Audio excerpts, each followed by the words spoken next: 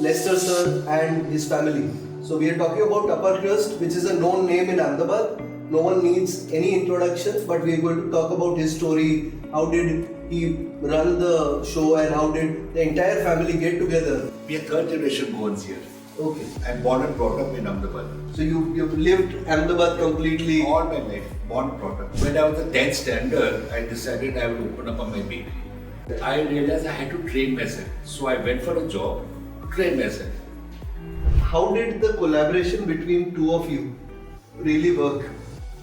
Oh, it worked superb because he was into bakery and I into restaurant. Being a good cook and a chef is very important. Giving good food is important. But the teamwork that has to be there. Never thought that we are going to open this many outlets or this thing. Everything was very stepwise, we opened one outlet, then next outlet, then third outlet. Ever since I remember, I've always known that I've always wanted to join Upper Crust. There are obviously going to be people who will talk negatively about it, but you have to just take it on the chin that, this is my way of doing things and you have to hold tight to that philosophy as well. And I honestly feel, it's if you really have passion, if you really can give time, then only get into this business. Yes, there's no substitute for hard work at all. Hello everyone, welcome to Variety with Vishwam, and in this we are coming up with an entire story which is of Lester sir and his family. So we are talking about Upper Crust, which is a known name in Ahmedabad. No one needs any introduction, but we are going to talk about his story. How did he run the show and how did the entire family get together in running the business? So we are talking about a new food joint coming up and scaling up to new heights with the second generation entrepreneur. Thank you, and thank you very much, sir, for joining us. That's a pleasure. And That's a pleasure. we are going to talk about your story, and it is a very inspiring story for a lot of people because food joints, as it looks, it's not so simple business. It has a lot of logistics, lot of technical things, and even if you want to succeed, to scale up, it's a very big task. Scaling up is a problem. People can run one or two joints, but scaling up is something which people find it difficult. So, Right. How did this all started, if I may ask you? Actually, from school days, I always wanted to open up a bakery outlet and nothing. So I worked towards that. Okay. It was more of a passion and a hobby. Okay. That's how it all started. Okay, so young days it is bakery products are something which young kids and everyone they are very fond of. Right. So what, that was a childhood love? Did you love pastries or? No, actually, I used to, when we used to cook, being a Goan family, I used to make Christmas, we used to make our sweets at home. I had to see my mom making and cooking and baking, so I started helping her. Okay. That's how the interest started. So you started learning baking at a very young age, and it was a hobby. Yes, it was a passion and a hobby. How were the taste of when you started with baking? Were there some instances where it didn't bake well? Number of times it is not turned out well. Cannot turn out well. We had times, but we learned from the mistakes. Yeah, but as a childhood thing. Yes, it is. A lot of times it gets burned. Or sometimes I forgot to put baking powder, the cake does not rise. So that happened, that's happened. Right. So did your friends like your bakery products which you used to make as a kid? They used to love it. They used to wait for my cakes and pastries and everything. So I'm sure that was a time where your encouragement came when the people started liking your what you were making home. So that was the reason it kept building up further. And I enjoyed myself. Okay. I enjoyed doing the cooking and baking. Okay. So these were initial moments of your childhood. What were some interesting memories, if you may share, as a kid?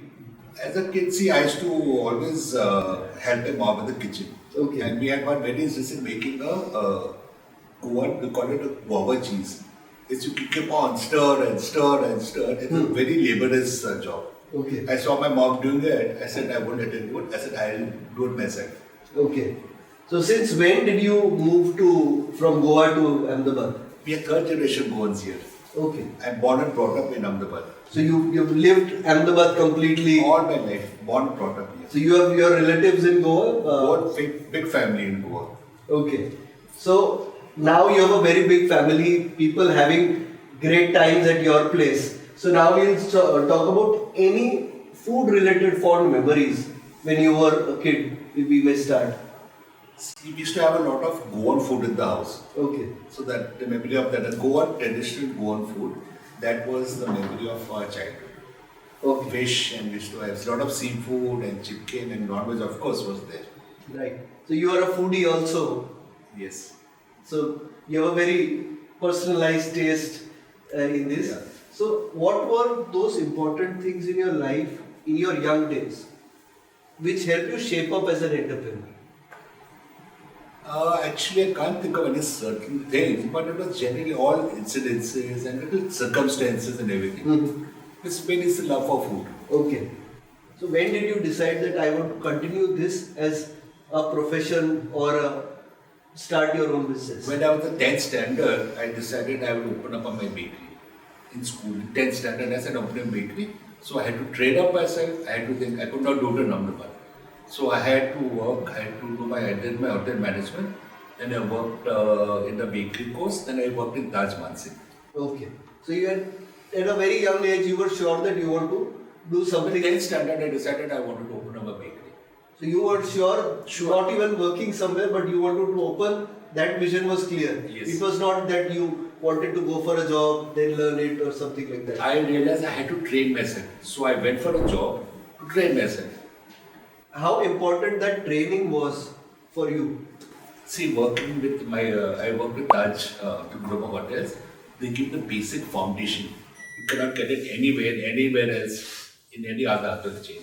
Okay. Taj is the best for the training program. Taj is of course best for it. But how difficult it was living in Ahmedabad, a easygoing life, and then doing your internship in Taj. How difficult it was. See, I haven't really thought of that because I was so focused on my work, I didn't think of anything else. Right, I because- had to go through the grind. I was sure and I was focused. Because in internships, usually all the interns Very are, hard time. I had a very hard time there. you get a little time to sleep, rest, everything else. 12 hours a day. Right. So how now it is something where we are talking about, ma'am. How did you guys meet up? So I wanted to get into culinary. I want to do a culinary course. So that is how a friend of mine introduced me to Leicester. Okay. And that is how we met. Okay. So after that, it's rest is the history, as you can see. So we just met and we just kind of clicked. So it happened. You met and then Yeah. it So clicked. So that's how. Right. So your friend introduced it. Yeah, and it yeah, kept on that's happening. right. Yeah. So now, Upper Crust has a very rich legacy since 1989. So did you actually think that you're going to raise till so long? Means Never thought. It just grew and grew. And circumstances pushed us towards all this. Okay. I never thought. so it was never visualized कि इतना बड़ा नाम हो जाएगा. Right. And it will We go- did very step by step. It was never it was never thought that we are going to open this many outlets or this thing. Everything was very stepwise, we opened one outlet, then next outlet, then third outlet. That's how we grew. So nothing is we opened 5 outlets, so nothing was like that. Everything was planned. Right. So now, after you guys got married and you were seeing Upper Crust going on, so it was a bakery initially. Now, how did this idea entirely came in to open up to a food joint and as a restaurant? So we when we had in CG Road, Upper Crust CG Road, that is where we started. Leicester started in 1989 and I joined in 1994. So that time we got into the Vijay Rasta, we got this place. So that we said we don't want to just do bakery, we wanted to start with some fast food also. Okay. So we're doing very basic stuff like pizzas, burgers and the usual fast food stuff and all, sandwiches and all that. So you didn't have a very long. No. That was a very small. what a fast food chain would have it and all. Then one after another, we kept on adding stuff and thing and all. That is how Sizzlers. Then Sizzlers was. I used to make Sizzlers at home before I got married. So that is how I spoke to my chef that let's try Sizzler thing and all. And it really took off. So all the recipes, every single recipes were created.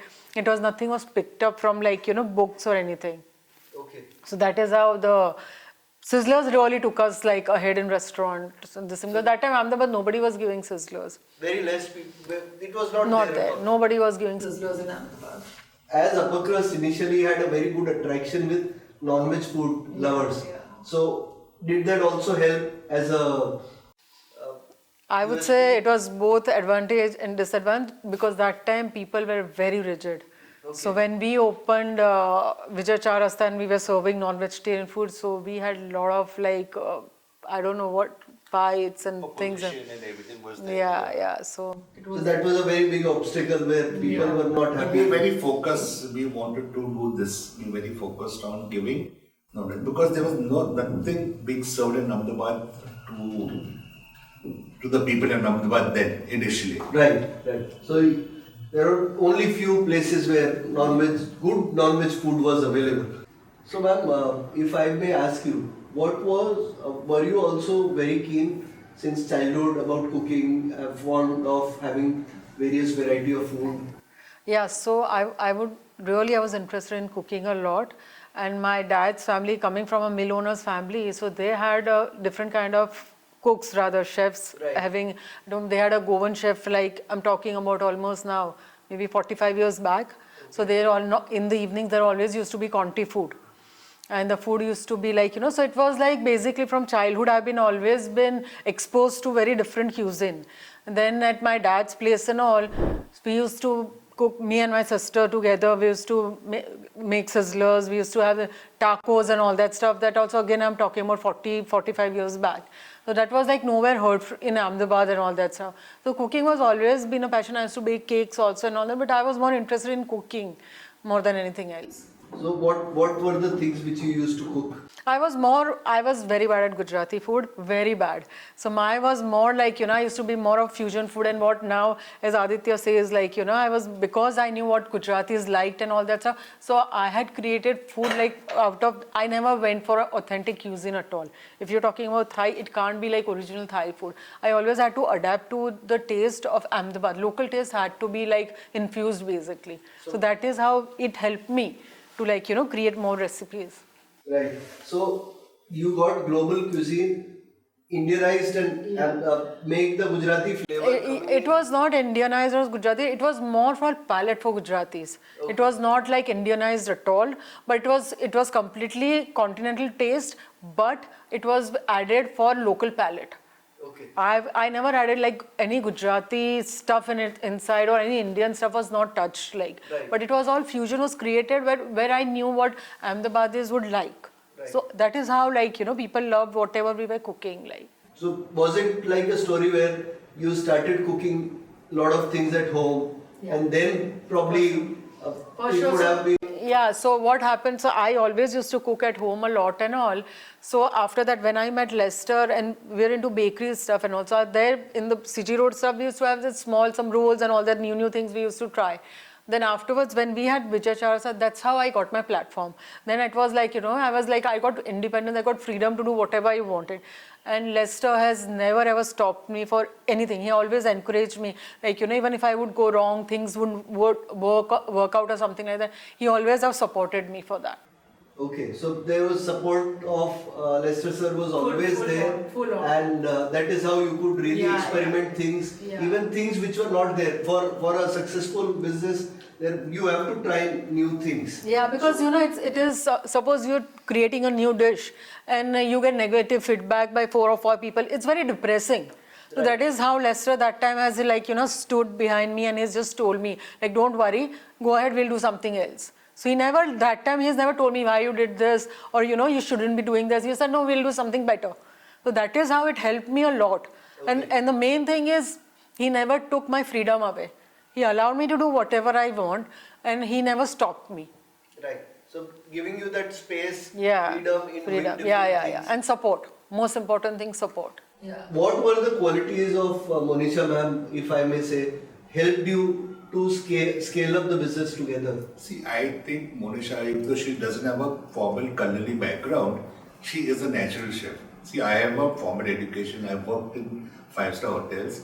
She's a natural chef. She just picks up food. She learns from her traveling. She learns from the Google, whatever she's just learned on her own. Even Ethosphia menu, the new venture of us, she has created the menu with Aditya and is what she's cooked at home for us and in her travels. That's creativity and talent. So that's what she's got. Right. Now you both travel very regularly. So did you actually pick up a lot of things from different places of the world? All the time. All four of us are into food, so our focus only would be food. Wherever it was never shopping, it is always food. So I would now ask a question to Aditya about now, if I may ask you, as a kid, you grown having great food at Upper Crust, you had a master chef at your home. So what were your favorites which Monisha ma'am cooked? If I start talking, then probably this will go on and on because I had the benefit of having a mother who's an amazing cook. We had upper crust. Even both my grandmothers were amazing cooks. Everybody is making different food. So I have been absolutely spoiled with choice for food. But probably growing up, I really can't pinpoint to one specific thing. But probably there's so many things that I have just eaten regularly, which I absolutely love. Yeah.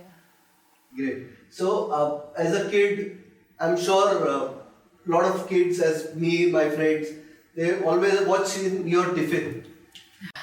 My tiffin was one of the most sought after things in class. So as soon as the recess bell would ring, almost half the guys in my class, they would come straight for my tiffin, and in that 20-30 seconds where I had things, I would open the tiffin. If I had like something small, I would stuff it in my mouth. I would sometimes be licking my food so that they don't come to, eat my food.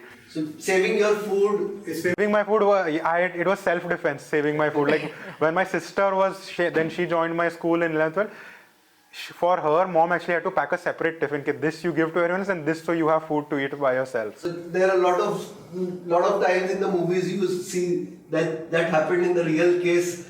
The mom used to give something for the friends and something for you. That is exactly what used to happen for my sister. For me, like I said, I used to somehow work out a way, defend my food and eat it. Okay, so you were able to defend the food. More or less, more or less. Great. So one more thing which I would put across. Were you sometimes left hungry? No, never because at least enough. Tiffins. Yeah, because my tiffin was also very well packed because mom knew that, that people are coming to eat my food. So she also keep that in mind that, part of this is like a hafta. It is going to go to my friends and other classmates. Right. And what were the things your friends were fond of from your tiffin? So it was always because it was like whenever mom would pack the tiffin versus when the cook would pack the tiffin, we would always know who has packed it. Because every time mom would always be something different, something innovative, like you'd get a masala cheese sandwich or a cheese toast, and always that little touch is there where, okay, now this is a sandwich, then there'll be like a nice sliced choco pie. There'll be a very balanced meal it would be because school was like only nasta. Okay. And one more question again coming to you. Maybe towards your childhood, birthday parties. A lot of people celebrate that birthdays at Upper Crust. So how you used to celebrate your birthdays? So we used to have a lot of parties at home, but I remember because all of us had a passion and everything, it would always be like a feast at home. We would get the Upper Crust team there. We would be having catering for it, and for that we would have a huge I don't remember it now when I was young, but I always remember there were always big counters and always a huge cake and always something fancy. Like when photo cakes were new, that we would have a photo cake and everyone would be like, hey, wow, how did you get this? And that was there. So always something was there which mom and dad have worked very hard for. Right. And maybe your birthdays, were your friends waiting for your birthday to come? Was the countdown started? They would every time coming to the house or anything. Like I think half our childhood has been most of our friends coming to our house to meet. And every time they would always it was not that they used to also come to it. Mom also used to like to feed them that much. So nobody used to leave with an empty stomach. She has gotten so many calls from my friends' mothers. Okay, what is this? How did you make it? Please help us.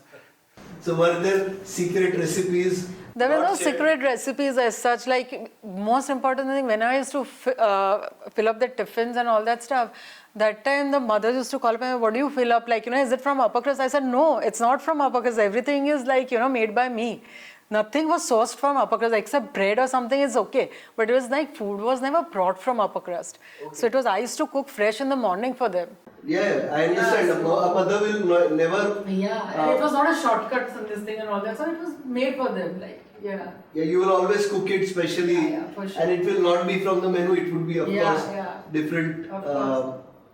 So now, how did the collaboration between two of you really work? Oh, it worked super because he was into bakery and I into restaurant. So we never interfered in each other's thing and we allowed each other's space. So I focused on the bakery items, the breads and the cakes and pastries. She used to look after the food part, and all the menus of upper crust have been designed by Monisha. Okay. What is that one advice which I will ask both of you is to food entrepreneurs? That what factors you kept in mind starting the restaurant? What are the things which you have learned by experience you took care in your restaurant? It's for us it is teamwork. We both complemented each other. You know, if I was there, she would support, I would support her. That is the most important. Being a good cook and a chef is very important. Giving good food is important. But it's a teamwork that has to be there. So I give her all the packing she needed and she would keep the packing where I needed it. Okay. So, okay, this is right and this is wrong. We always complemented each other. Right. So we, as a team, we we're successful because we work as a team. So working as a team is very important. Now, maybe the advice for some people who are going to start running restaurants, who would want to start, what are the advice you would want to give it to them? That for running a restaurant, these values are important. See, good food is that you have to give good food. Most important, if you don't give good food, people are not going to come. Then also, more important, just because good food is not enough. There are the other aspects, this hospitality, then there is how you deal with the business, how you deal with people, that is also important. Right. You never tried for a very big target. You went step by step. So his growth needs time for each step. Yeah. See, we never planned this. It's just the business grew out to us. As Ahmedabad expanded, we also we thought, okay, now from Vijay Chai Rasta, we were good, we were doing very good. Then it came to Vastrapur. The cities kept on expanding. Then we went to Prahlad Nagar. Then it went to South Bhopal. Now before, if you talk about 25 years, where was South Bhopal? There was no South Bhopal. So as the city expanded, we also kind of expanded with it. Right. You always wanted to make sure that the quality is consistent with all the outlets. So we are very personal, all of us, we are very personally involved in the business. So we don't let go things. See, whatever work we're doing, whatever it is always like involvement of us, all three of us consult each other and then we implement. So it's not like taken anything like, impulsive knee-jerk reactions are not there normally. So it's planned basically. So you have to plan step by step and then you can scale up the business. So we both are like, we both may be like having this thing now. Aditya with a new generation, his coming, his vision and all that stuff. So it has helped us so much, because our thinking is like, come on, like 20, 30 years old.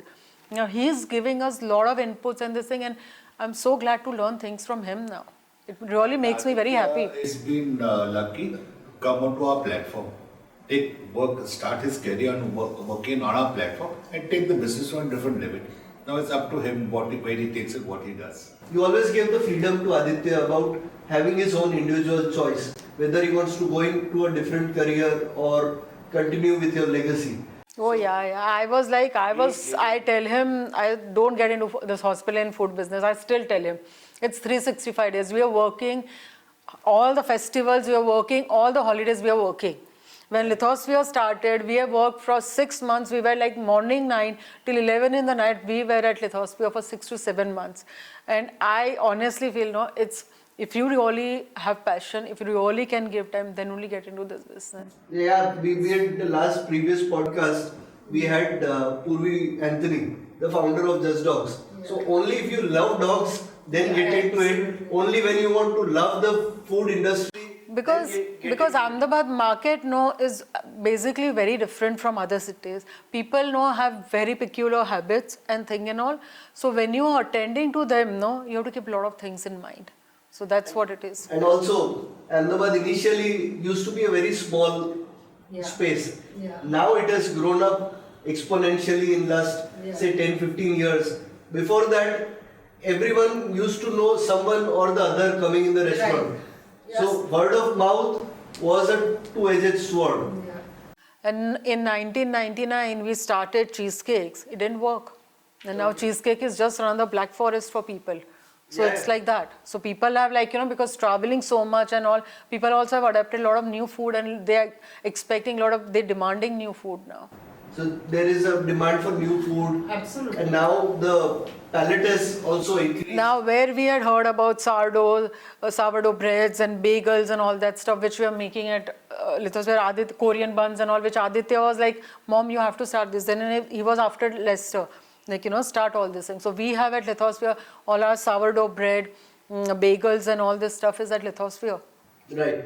So you didn't have a formal education. No. How could you really pick up learning so fast? So I'm basically not a bakery person. In bakery, being precise is very important.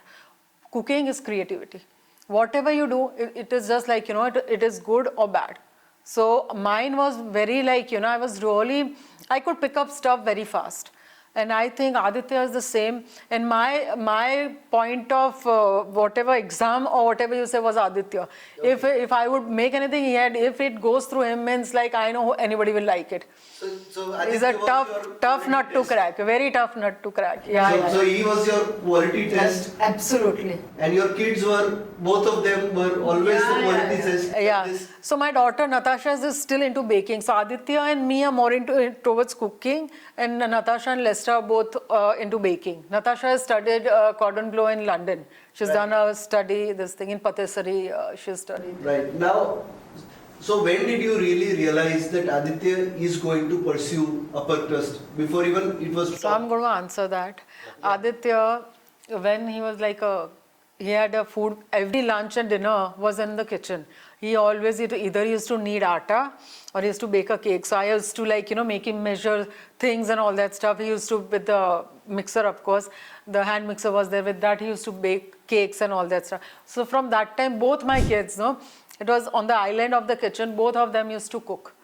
Okay. Something or the cookies used to be there, cakes used to be made, something or other used to be there. And he was very good in Gujarati sweets also. He used to learn from my mom, like, magas and all that stuff. So that all at age of 7, he's taught me. So he started cooking at the age of 7? Age of 4. He was baking cakes, like, so all the measuring, this thing, and all the mixer, this thing. Of course, I would use the oven.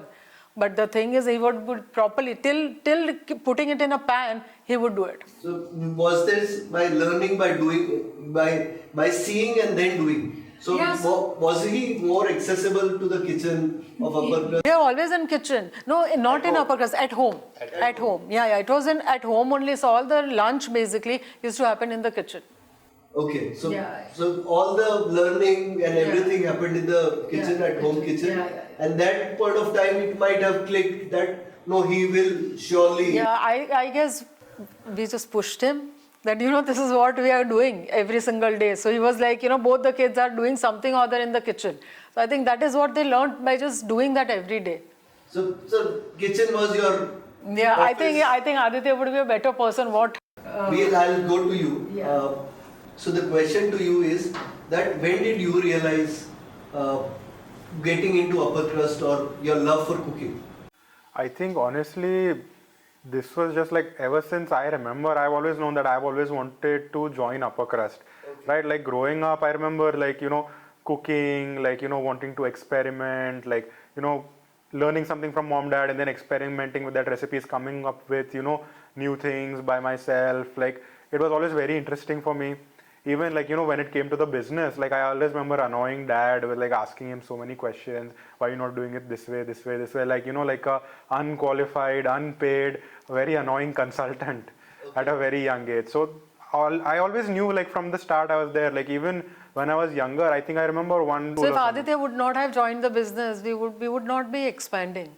It's as simple as that. We worked so much, we worked from whatever thing, So we had enough of whatever we wanted. Right. Because it joined a thing and it is his vision now.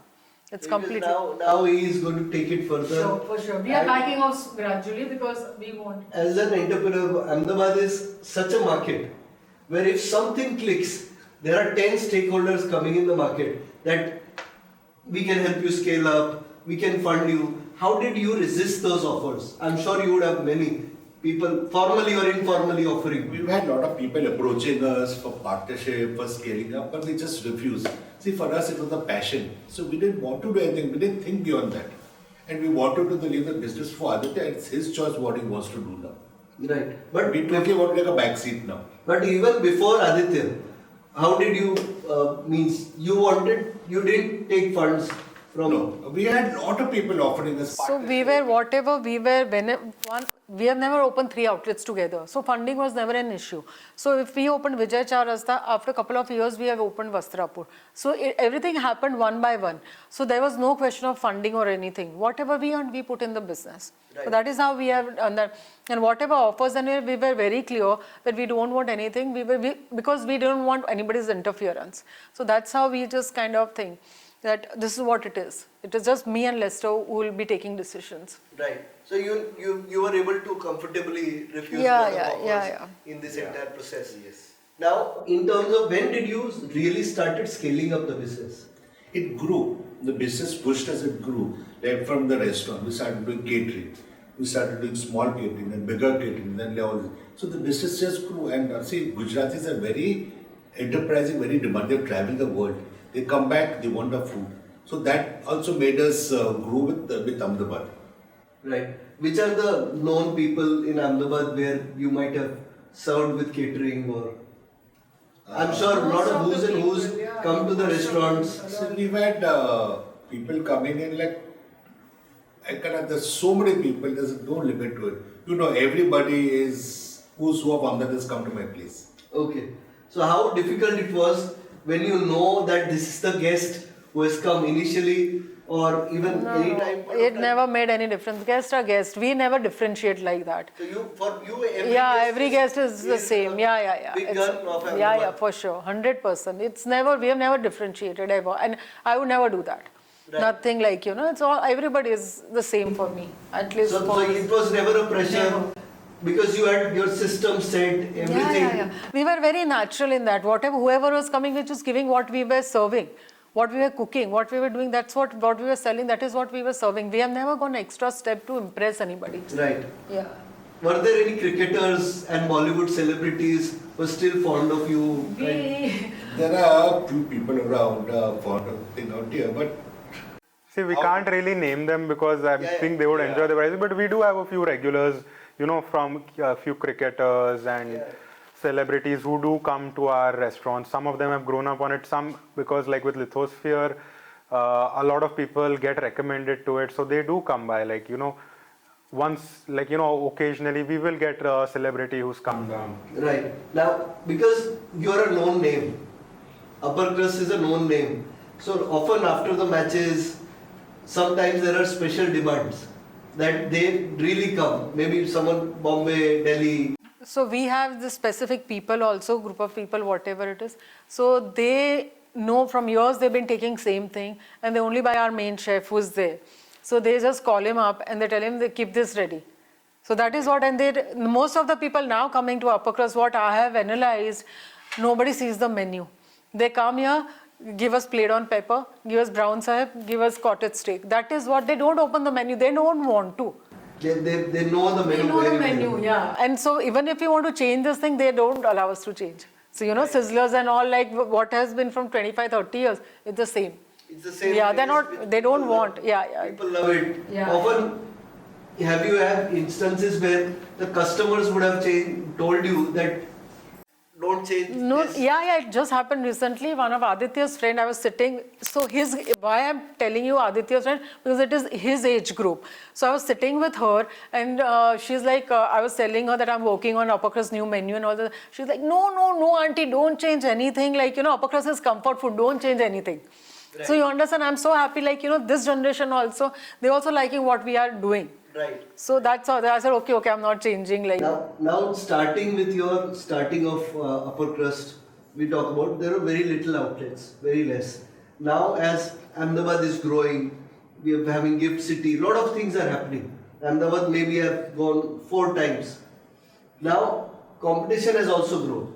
So how does Upper Crust handle competition? see, competition is there, business is also growing.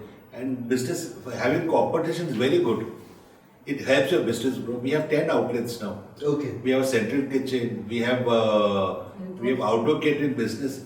And competition has not really bothered us. Population is increasing, crowd is increasing, demands are increasing. We cannot cater to whole of Ahmedabad. Okay. It's fine. It's good. So all right. Ahmedabad is they're very loyal. They stick to, if they're having upper crust, they'll go turn around everywhere, they'll try and this thing, they'll come back to upper crust. I've seen that. In fact, more restaurants and bakeries open is very good. So the people's eating habits increases. In fact, competition is good for business. Right. So you just be on the toes to ensure that the same thing. We have to be the best, like kind of a thing. We have to work towards it. Now you have to sustain the level which you have achieved and then parallelly grow. So what helped you the most in contributing towards growing the business? My restaurant food. So restaurant food is something. Yeah, for sure. Restaurant food helped you to grow and everything. because you now had a range. Earlier it was just only freshness. bakery. So how did you? Because now every year, how do you ensure you don't change the menu, but you keep adding? No, so what happens, I don't, certain sizzlers and all, which are like very like, I know I cannot touch them. So I work more on the appetizers and add and subtract a couple of things here or there. Otherwise, the main menu remains the same. So appetizers and all are changed, soups are changed. That way it happens. How did you really? It was a set model. Upper crust as a bakery and a restaurant were both set models. First, what if I may ask you, what were the challenges from a bakery to starting a full-fledged restaurant? What were the initial challenges? So as we said, it went on very gradually. So it was not a rush at all. It was like more a planned and focused thing. Okay, that one by one we started. Nothing started. Then when we started Sizzlers, we realized that Ahmedabadis need North Indian food also. So gradually then we started one by one thing. And it was accepted very gracefully. Okay. So what are the things from the menu? This goes to both of you. What are the things in upper crust menu you like the most? I love the chicken rolls. In my pocket, the chicken rolls are too good. I love the chicken rolls. And what about you? You're asking me which child you like the most. Everything is done by me, so I like everything. Apart from upper crust menu, what are the things you like the most? Food-wise, Yes. I love Goan food. Out of that, I love the prawn shake. Okay. Prawn reshado. I love seafood. And what about you, ma'am? I'm also a seafood lover. And what about you, Aditya? I like a lot of continental food, like burgers, and I'm a big fan of cheese. Right. So I will eat any kind of cheese in any form, especially with breads like pizzas, burgers, sandwiches, focaccia. And what kind of things you like in from the upper crust menu? From upper crust menu, I've always had a very fixed thing. I love the veg puff. I love the Big Moose Sizzler, the Raja Hindustani, and the masala French fries. Like all of my friends have eaten so much masala French fries because of me. Right. So you have two places to have mother's food coming to you. So upper crust, of course, and also at home you used to get an amazing food palette. Yeah, it's true. But it's at a point where also sometimes where now she will make something at home which is the same thing as upper crust. But I'm so used to the upper crust version that now I will eat only that. But how did you manage to guess this is made by mom and this is made at upper crust? There's always going to be a difference when you make it in a restaurant versus when you make it in a home, because even if the recipe stays the same, the way they make it, the ingredients, the equipment they're using, it always makes a big difference. Yeah, home cooked food, there are chances where there is a little. Yeah, also even when you're cooking in a restaurant. Yeah, in a restaurant you are precise and Yeah, you have more to be professional consistent. setup Yeah. and all the ingredients also. Even the size of like the gas they're using in a restaurant, it's huge. Like the heat that is coming out of it with the equipment that is coming, like in a house you won't find such a big Right. gas hob, right? So the amount of heat also that is applied to the food, that makes a big difference in the taste. Right. Now, again, I would like to know that when did you started getting the interest in terms of getting into this field? So like I said, like for me it was always like I don't remember a point where I didn't want to be in this. Like I only remember when I was older, like much older, maybe 15, 16 years old, that time mom dad asked me that, okay, what do you want to do with your life, where you want to go? that, I said, no, this is what I want to do. They gave me lots of warnings. This is what you'll expect. This is what you'll expect. But it didn't stop me, You always wanted to get into Yes. this field and run Upper Crust. So now, if I may ask, how did you select your professional education after your 10th, 12th? How did you really select? So we did a lot of R&D for it, because what I wanted to do was that I didn't want to do like a hotel management course or something. That I understood that, as the business has grown and as I want to grow it further, a good manager is required, like a leader is required. Yes, I have always loved cooking, and I have got that fortunately growing up at home. I have so many people, so I could do that. So then we went to consultants, we did our own research, and which college to go to, which country to go to, where to go. I went to IHM Ahmedabad. We went to the UK also to visit colleges, and we spoke to a lot of people before choosing the place where I went to. So where did you take your formal education? So I did my hospitality management in Oxford Brookes in the UK, and it was basically a management course, but it is a very specialized management course into the hospitality industry. So at that time my thinking was that because it's so specialized, it covers every department: finance, marketing, HR, operations, even the culinary and operations part, that it might save me the need of a master's. And that is exactly what has happened, because my education, I think, has been extremely valuable for me now when I think about it, what I'm studying, how it is being applied to my business. The role of a mom and a dad and a mentor, they're both different roles. So mom and dad will always shower love, but a mentor who has seen this business grow, you have two mentors. So how different they were as a role of mom and dad and a mentor to shape up you for the future second generation. So I think there have been pros and cons, because everything that they have they have learned, they have experienced, they have tried to give, pass it on to me. And now for me, my challenge has always been passing on, taking their experience and their knowledge and aligning it with today's generation, what people expect, how businesses should operate, with my own education, with my own ideas. All of this is, it's just a variety of factors which affects these things. Right. What was the first role given to you at Upper Crust?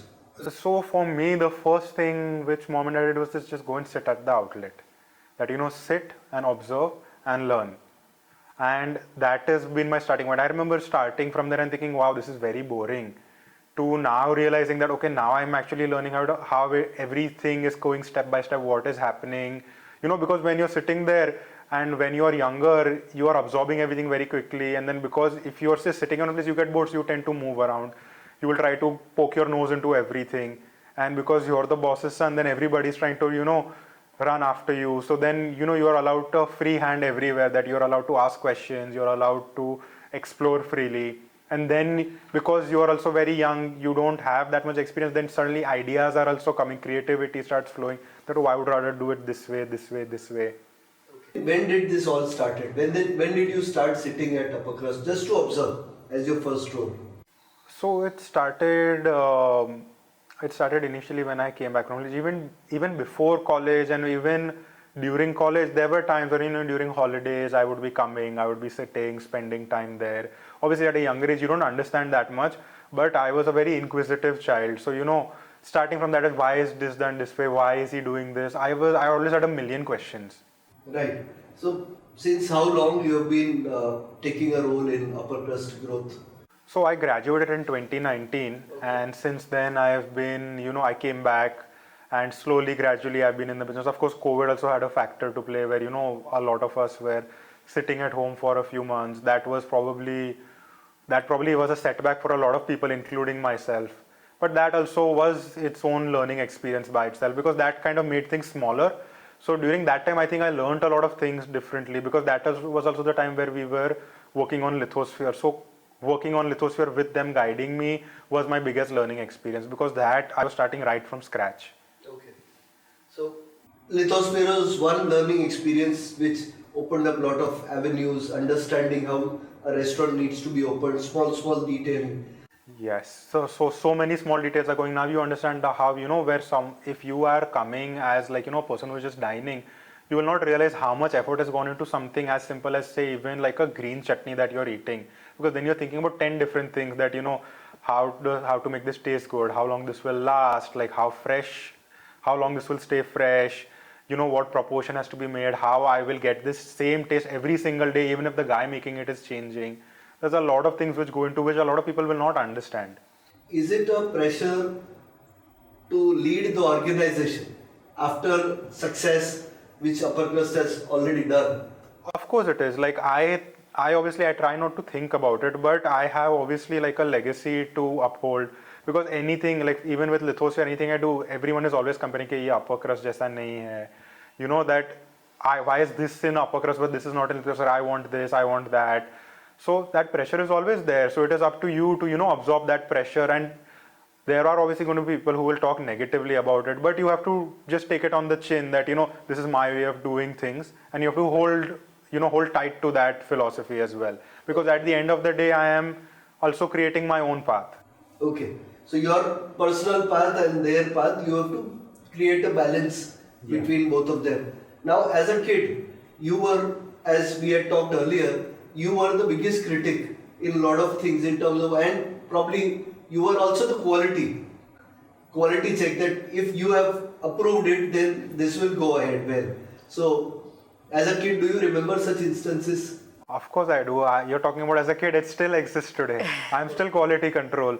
Like whatever I will eat, like mom still takes that as okay. If he likes it, then it's definitely going to work.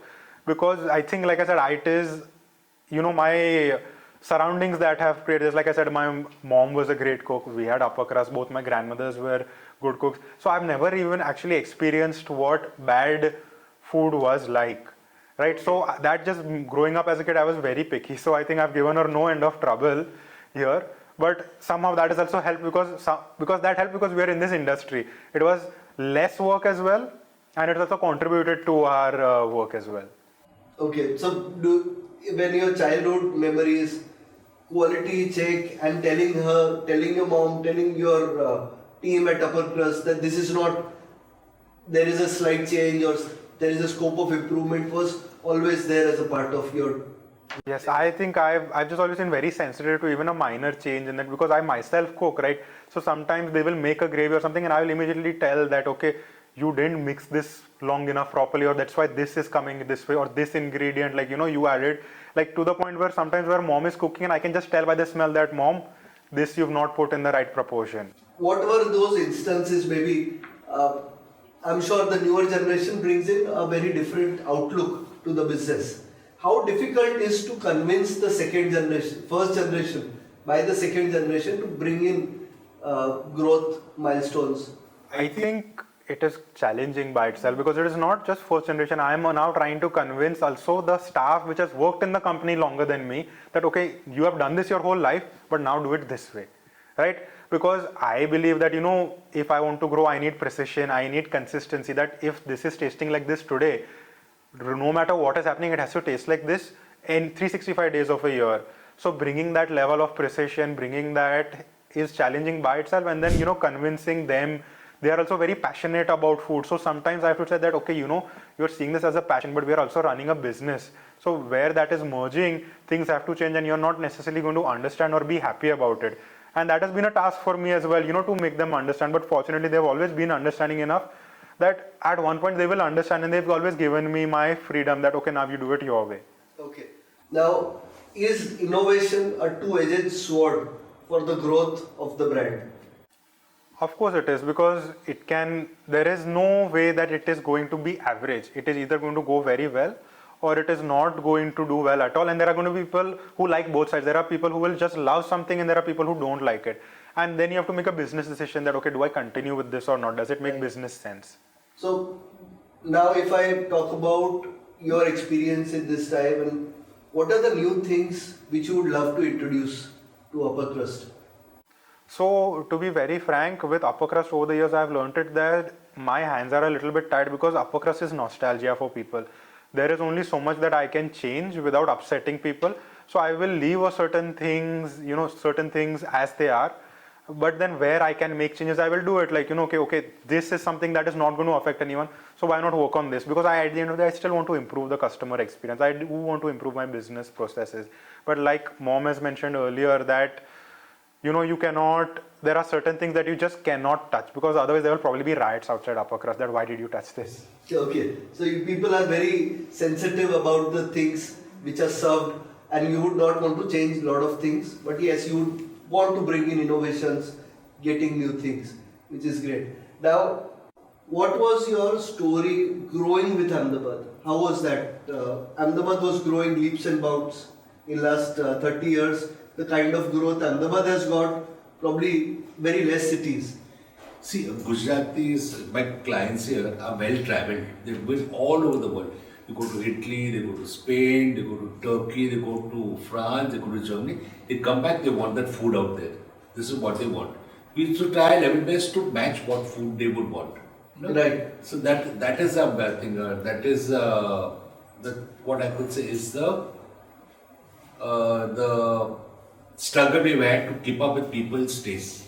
Okay, now global people coming to Ahmedabad. What's your struggle to balance? Ahmedabad is traveled across the world, and now people who are not from Ahmedabad are staying here. People from Bangalore, people from Delhi, everyone is moving to Ahmedabad. See, we make our style of food. We tell people this is our style. If you want a pizza what you get in Italy, we cannot do the same pizza what you get in Italy. But this is the pizza we make here in Ahmedabad. Or you get a Thai curry what you get in Thailand. But this is our style of a Thai curry out here. Okay. Now, what were the difficulties starting the catering business? Because first step was bakery, then you went into restaurants. There was a growth story then. When was the moment where you thought that catering is something very important, and what were the difficulties you faced? See, we started very small. We started small doing parties. Like the business grew. We used to do small birthday parties. They started growing more. They started growing. Slowly started growing. So that's how the business. Like the city was going, people demanded. We tried to keep up with all that. And then the business teaches you what to do. And see, we are very focused on our work. We know we are very focused and precise in our work. Right. So so you were very focused on what you have to do. Now, getting Aditya as as Aditya has just got into the business, how do you divide it well? See, we have divided our work out there. I look after the bakery and outdoor catering. Monisha and Aditya are focused on running the restaurants. Okay. And Aditya is playing a major role looking after finance. Okay. So they focus on certain business and we try and support each other. If I'm in bakery, Monisha supports me. If she's in cook, the look after restaurant, I support her. But everybody takes a lead in their own field. Right. So we divide our work that way. Okay. So how is Navratri time? There are a lot of events where in Ahmedabad food is the celebration, that food is the entertainment. So how is some instances where Ahmedabad is known for eating out late? So for Navratri time, we stay open late. That's when the crowd comes in the late night.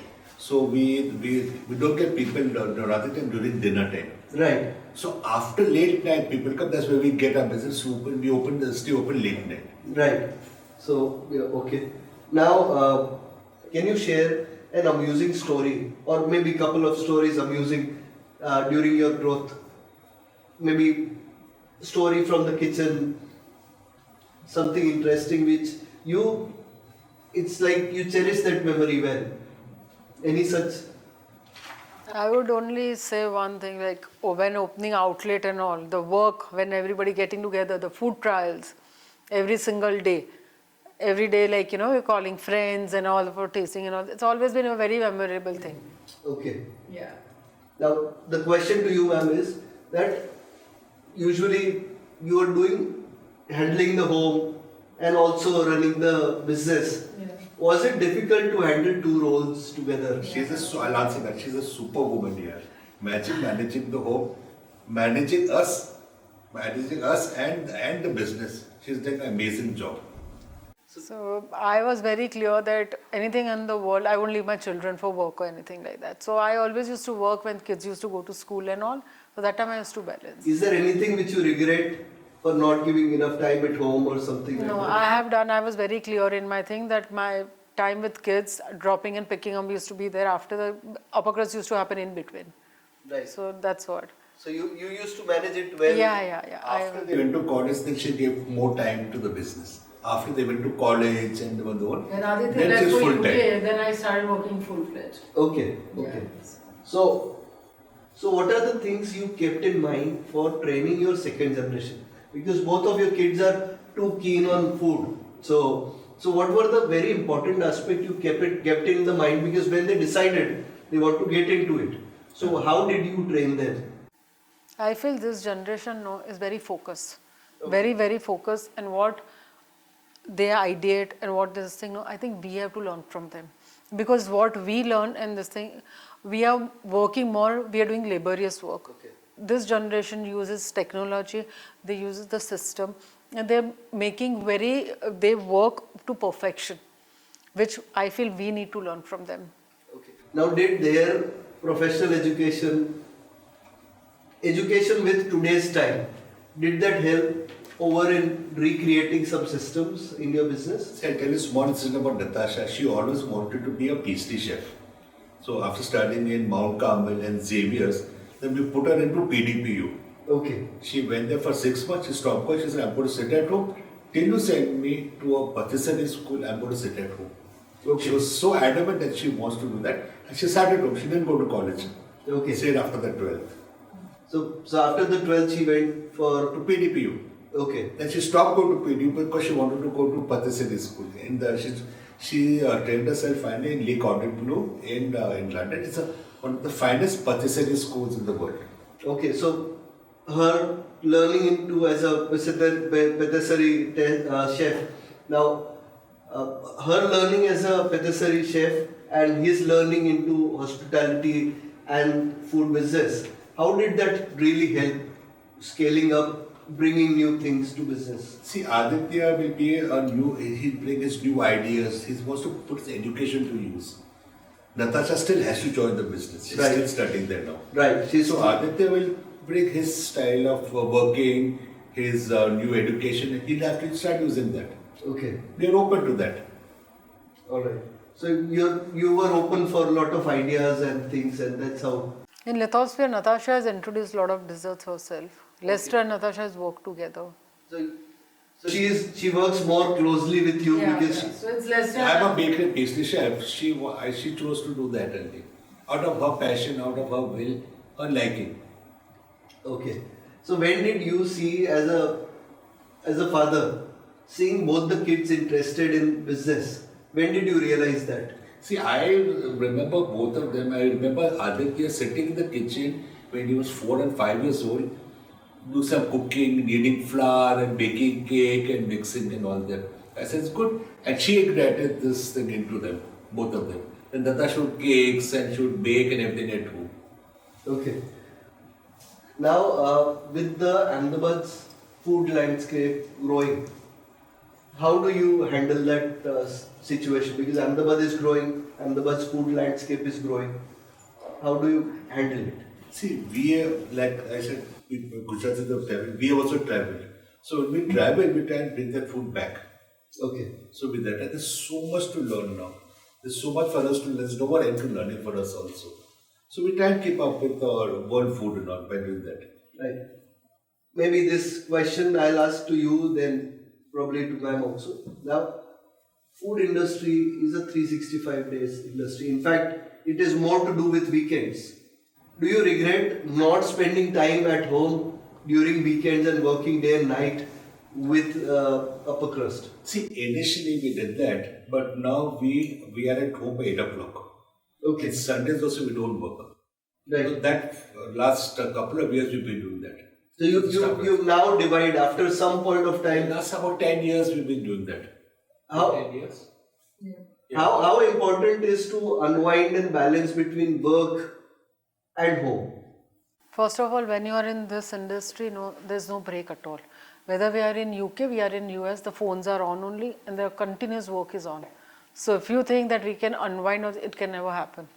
It is always like work is 365 days, 24/7. We will get call at 11 in the night also and 1 in the night also. So there's no like kind of stopping of work anyway. So wherever you travel, work travels Yeah, with you. it travels. And now with phones, Yeah. whether or not you have to be Yeah, available. for sure, Yeah. of course. So was it sometimes very difficult situation? It does, sometimes it does get into you, but you kind of take it with pinch of salt that it has happened. You know, some other the incidents happen and this thing and all. You have to kind of solve it. Can't help it. Yeah. So you have to balance it. Yeah. So this is a very clear message to anyone getting into the food industry. If you are ready to give away your weekends and holidays and special days to the industry, then you can join. Otherwise, For sure. 365 days is like all your holidays are gone. okay. So probably for 10-15 years you would have time where consistently you are giving your time. Yeah, for sure. Anything new happens when 6 months are gone. Anything new starts. Anything Okay. we're starting an outlet or something, minimum 6 months. Okay. Now at times it happens like you take your entire family is now into running the business. So how do you manage the time between, it's the same people, you're dealing with them 365 days. So home or work, how do you differentiate the time? So work is very professional. There's nothing like, we're only talking work and all that stuff. So by the time when we go home and all, you just want to go back to your room and rest. You don't want to talk work. So then it is more like, personal talks happen and all that stuff happens. So it is, There's a line drawn. there is a line drawn between Sure. home and Yeah, work. yeah, You don't get everything at home. yeah. So you think that you have to balance it. Balance. Yeah, it does get carried forward, but you have to draw a line somewhere. That, okay, this is it. We won't talk beyond that. Okay. Any unforgettable or some important experience which you still remember with Upper Crust? Not with Upper Crust, but with Lithosphere, as I said, because we started, I would rather say, Upper Crust with the COVID time. We were given permission by Ahmedabad Municipal Corporation. So throughout the COVID, we were working. I had 6 managers. Most of the staff had gone off and all, and our outlets were open. And we were giving very basic food. So Lester and we were discussing, all 3 of us discussed, because I thought as a housewife, as a mother, as whatever, that women does need bread, burger buns, pizza bases and all. At least the house will move that will help them to reduce their load because nothing was available. And we worked throughout COVID. We were really working hard. All the staff had gone, and I had like 6 to 8 mobiles with me that time. I was handling all the managers and thing, and continuously timing change. So one day it would be 11 to 2, next day it would be 2 to 4. So you have to make a post and forward it to the broadcast group that these are the timings open for the bakery thing, so people would come and buy. Okay. The curfew timings used to be there. Right. So all that was one experience which I can never. We have worked throughout COVID. So you were constantly on the toes. Constantly. And how challenging was COVID? Don't even ask. We had It was. COVID, both of us twice we had COVID. Still we worked. Both of us. We never got COVID during COVID, after when Upper Crust thing was on. Afterwards, when it was a thing, afterwards we got. Maybe after the second lockdown. Yeah. During lockdown we didn't have anything. Okay. So after lockdown. God was so kind, none of our staff, nobody got it also. And it was more like a service to people. It was not for a business. It was more because everybody wanted breads, we wanted a pizza, all the basic bakery stuff. We're not making the fancy stuff. Okay. So only limited stuff was. We had a central kitchen in Thor. Few staff was there, stayed there, and we supplied them out here. And we did not increase our prices. We kept the prices the same.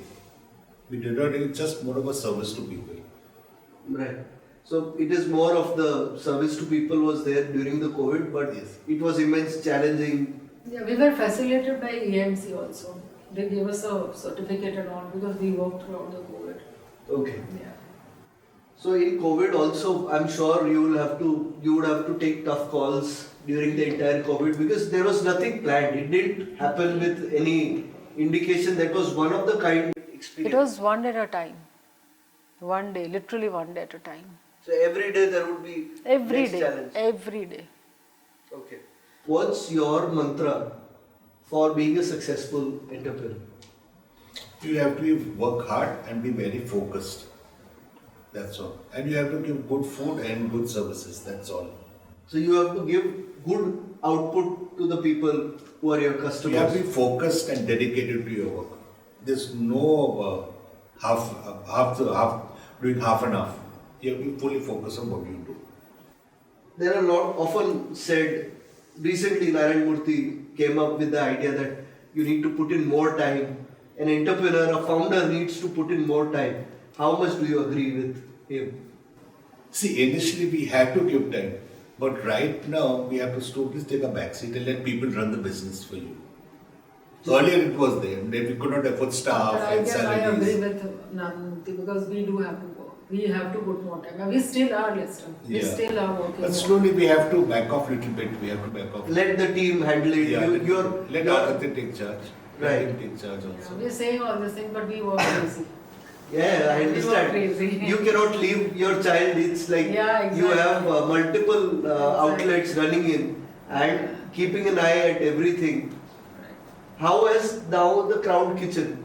The cloud kitchen is a new phenomenon. I think it picked up after COVID. Yeah. So, how was the Zomato time? Zomato and Swiggy came in the market first.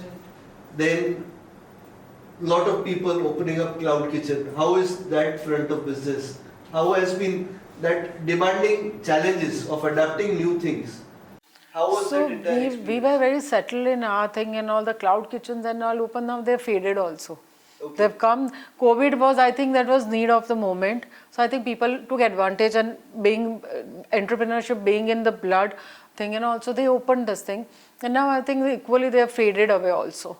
So there are not many cloud, handful of them are left also. Yeah, the business model, a lot of people have often talked that the business model does not allow growth. It is only limited sustainability. Exactly. See, cloud kitchens are all about home delivery.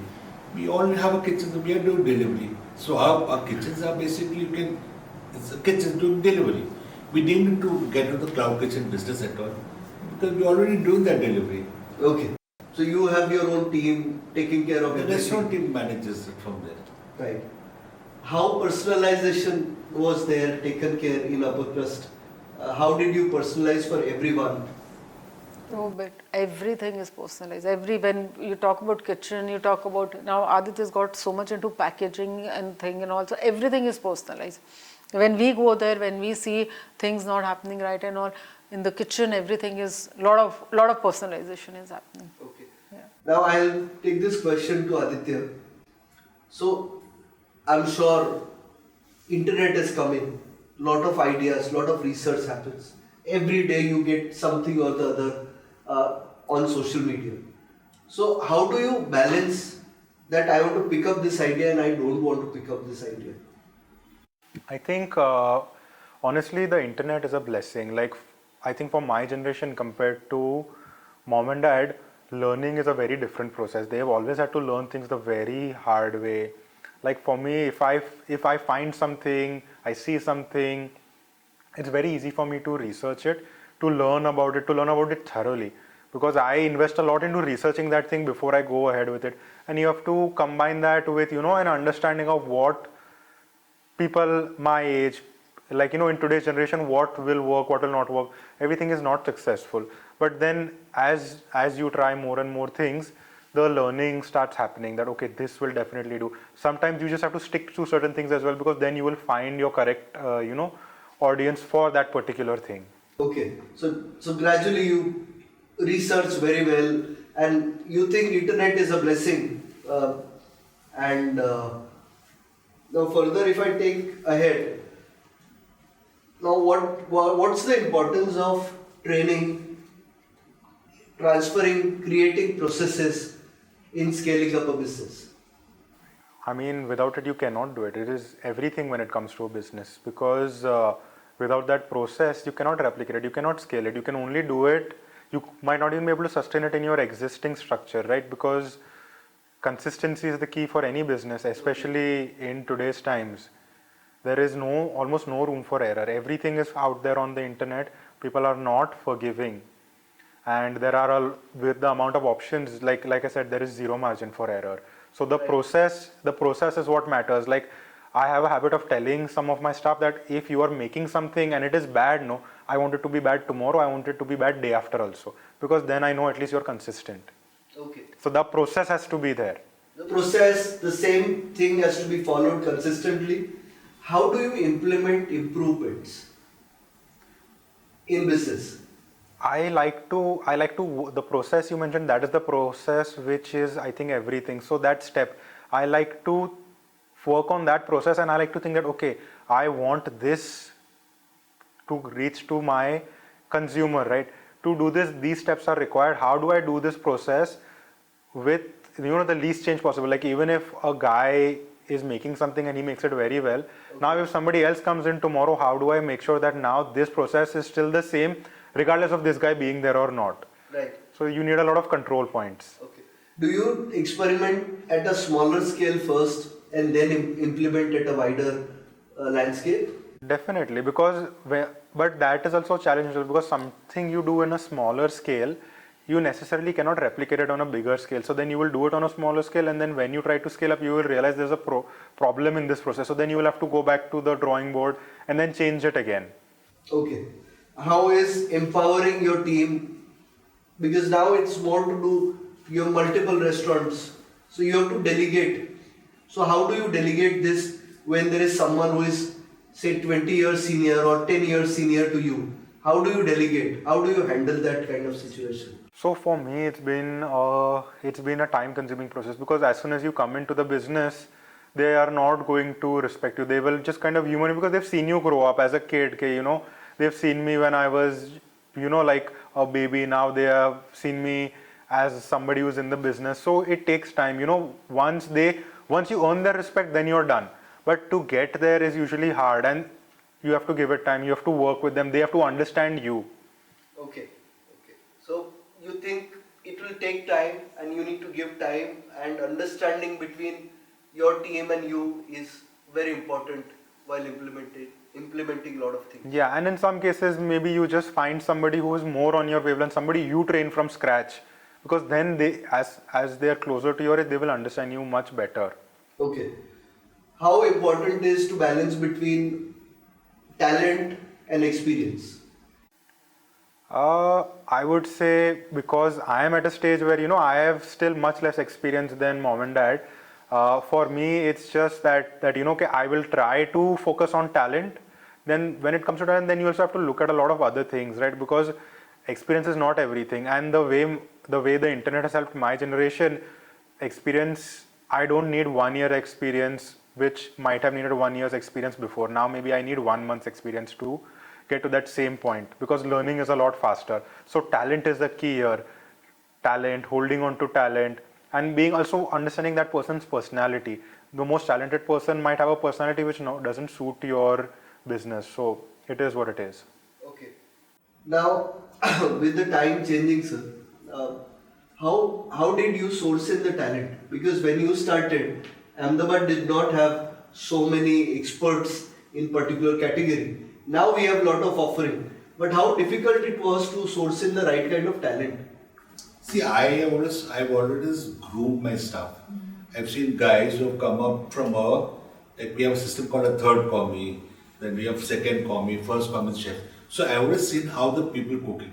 And those who have a good talent, I've always made them grow with the company and promoted them. So you always trained the people more than hiring trained people. Yeah, so I have people who have been 15 years, 20 years, some people have 30 years. My chef has been last 30 years. And all the restaurants with 10 and 15, and they have been trained by Monisha, a main thing for the cooks. Bakery guys, I have trained up. So we have let these people grow with us. Right. So you've grown with it. Now, do you see in Ahmedabad or in the industry, there is a need of talent being brought from other parts of the country? Yeah, of course, we are open to it. See, there's no end to that. That is always has to be done. So we get somebody from the northeast, get from the south, we get somebody from Maharashtra, get somebody from Goa. It's adding more variety to the food, no? Right. Now I will go to your hobbies. You've talked about food, you're fond of it. So what are the hobbies which you have pursued? I have loved sports, but unfortunately I've not been able to do sports. I like my football, I like my hockey, little bit of cricket, and of sports, basketball and all. I've not been able to follow that up much because of work. So you have not been able to work as is the priority. What people say that balance is very important. Do you see that working hard is more important than the balance? See, there should be a balance, but now I say working out is important. We are so focused on our work, that's why we are here today. I have sacrificed a lot for that. I would love to go and play a game of football, which I can't do. I've Right. also gone for my nationals in athletics also. I've not been able to pursue that. Oh, okay. So you have not been able to pursue. So if you want to be successful, it is very important to work hard. There is no other way out. See, there has to be a balance, which I've not been able to do that. So I said there should be a balance, which I said I've sacrificed for that. Right. So you have to sacrifice for your success. There's no substitute for hard work at all. There is no There's substitute. no substitute for hard work. Okay. So are you an early bird or a late morning? Early bird. Early bird. So I like getting up early. Despite of working late nights, you still manage Not to. really, but I don't work many late nights. I work at normal times, but I get up early. So despite of even on the seven, initial not days. early, but 7-ish is okay. 7 is 7:30. Okay. Now, ma'am, what's your childhood memory related to food? Food is, my mom was a wonderful, no, most of the mothers, they're always good cook and all that stuff. So, always loved my mother's cooking, and I've learnt a lot from her also. One ingredient which you have hated. That's MSG. Yeah. That's MSG. called monosodium glucarate. Yeah. I hate it. Not good for health. We don't use it at all in MSc. We don't use it at all in enough outlets. What's the best food related travel? Oh, every travel. Every travel. That the focus only is food. Right, Any travel. Yeah. food Focus is always food. the Yeah, focus. of course. Sweet or savory? Sweet. So, I'm sure you had to manage it. That sweet is always your passion. What's the best sweet you like? Anything which has sugar. Anything which has sugar. I'm surprised you even thought for a I second know, before I answering. Anything sweet will do for me. Okay. Which is your top cooking playlist song? Song. It's my 80s ka music. The English music of 80s. All the Okay. Madonna and Wham and all that stuff. George Michael and all that stuff. Even Ahmedabad's rock scene was more happening at that point of time. Your generation grew with rock music culture. There were concerts at We had Xavier's. Pet Shop Boys and all that stuff we had that time, yeah. Alright. Any dream collaboration with a chef? I would like to collaborate with the chef in Goa. Okay. So get Goan food. Me being a Goan, I would like to get a good Goan food to Ahmedabad. Of course, we do go Goan food, but collaborating with the Goan chef would be a great idea. Alright. And ma'am, what's your dream culinary destination if you would have to travel in one place? I don't know, right now, as of now, Far East. no, it would be Goa only because Goa has all the cuisines right now. Everything is there in Goa right now. Okay. Yeah. If there is one thing which you would want to change in life, what you would like to change? I would like to give more time for my sports. Okay. What about you, ma'am? I'm good. I don't need any change in that. So it's Very absolutely. satisfactory life, for sure. So in life, lot of times it has been talked that you can't connect the dots forward. You have to connect it backwards. Do you agree or? See, what I would like to do that. See, what I would like to talk about now is not giving time to my children when we are working. That is the main thing. See, because I was always working, I could not give them time. Right. Even Monisha also, even they say that. That is the main thing which I regret.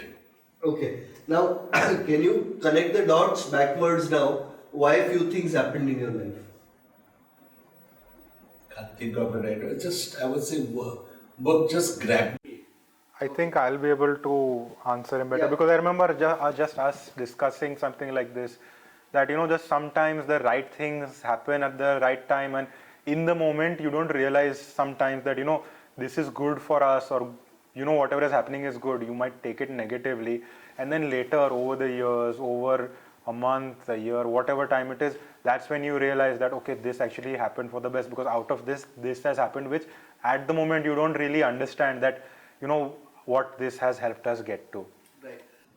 Any memory related to you growing up as a young person and upper crust also growing? So I would say you and your sister both grew with upper crust. What do you really recall from those memories as a kid? See, honestly, as a kid, I remember taking all that food for granted, which I learned later that, where everybody's like, hey, wow, okay, you have this. I'm not been much of a sweet tooth, right? And we're like, hey, how are you not a sweet tooth? You have this. But I'm like, no, I don't like it. I guess when it becomes common for you, it's not that special. And even with the food part of it, we didn't realize that what we had is so unique. Like people who are not from this background, for them food is a very different subject. Right. Accessibility is a very different subject. Something which is exotic for us, for them, is very, very common for us, and you tend to take it for granted. Right. And when you grow up, you understand that okay, this is how it is with other people, and then you kind of realize your privilege. All right. So you like tea or coffee? I like neither. But if you have to make me ask, I prefer tea. I can't stand coffee. Okay, tea. So, mountains or beach? Mountains. What's your favorite song? This song called Castle of Glass by Linkin Park. What's your favorite childhood memory? Maybe many, I think. Yeah, many. I think I had a very happy childhood thanks to mom and dad, of course. I'm sure you'd have every day a different tiffin coming in. What's your favorite tiffin box lunch? Cheese toast. toast. Mom's homemade cheese toast. Yeah. All right. What's your favorite food? I mean, as you're asking me a very difficult question. I can't choose one thing. Like if you ask me, it depends on cuisine. Like Gujarati food, I absolutely love thota. I love smash burgers in continental food. I love crispy thin crust pizzas. So, Right. One ingredient which you love? one ingredient. I'm going to give a very basic answer, like chili powder. I think I need my spice in a lot of things. Okay, spice is important. Ingredient. So which is your favorite travel destination? London. I've Yeah, had an we all education there. love It feels London. like home. I have friends there. So it doesn't feel like I'm going somewhere. Like you ask me, okay, we want to go somewhere 10 days? I'll go to London. Okay. Thank you very much for having a wonderful time and being patient of taking so many questions. Thank you very much for sharing your journey. I'm sure this is going to be very insightful for a lot of viewers, and we await to share the episode soon. Thank you. No, it was our pleasure also being here, and it's a good. I think it was a good questionnaire which we had for ourselves also. So yeah, thank you very much, sir. Yeah. Thank you, ma'am. Thank Thank you. you, Thank you so Aditya. much for having Thank you.